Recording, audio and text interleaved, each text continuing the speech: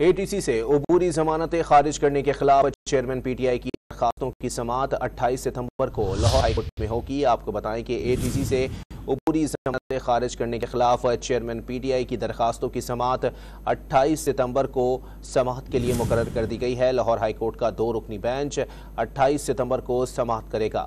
ATC سے عبوری ضمانتیں خارج کرنے کے خلاف چیئرمین PTI کی درخواستوں کی سماعت 28 ستمبر کو لاہور ہائی کورٹ میں ہوگی۔ لاہور ہائی کورٹ کا 2 رکنی بینچ سماعت کرے گا۔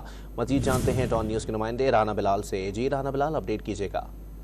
جی دیکھیں، لاہور کے رجسٹرار آفس نے چیئرمین تحریک انصاف کی عبوری ضمانتیں خارج کرنے کے خلاف ان کی درخواستیں جو ہیں وہ سماعت کے لیے مقرر کر دی ہیں۔ لاہور ہائی کورٹ کی جسٹس عالیہ نیلم کی سربراہی میں 2 رکنی بینچ 28 ستمبر کو چیئرمین تحریک انصاف کی درخواستوں پر جو ہے وہ سماعت کرے گا۔ چیئرمین تحریک انصاف نے دہشت گردی عدالت سے ضمانتیں خارج کرنے کے اقدام کو لاہور ہائی کورٹ میں چیلنج کر رکھا ہے اور ATC کورٹ نے ضمانتیں جو ہیں وہ عدم پیروی کی بنیاد پر خارج کر دی تھیں۔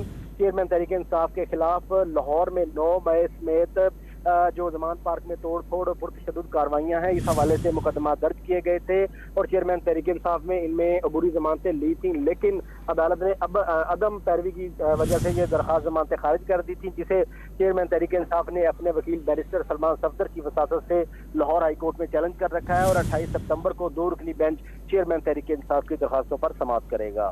بہت شکریہ رانا بلال۔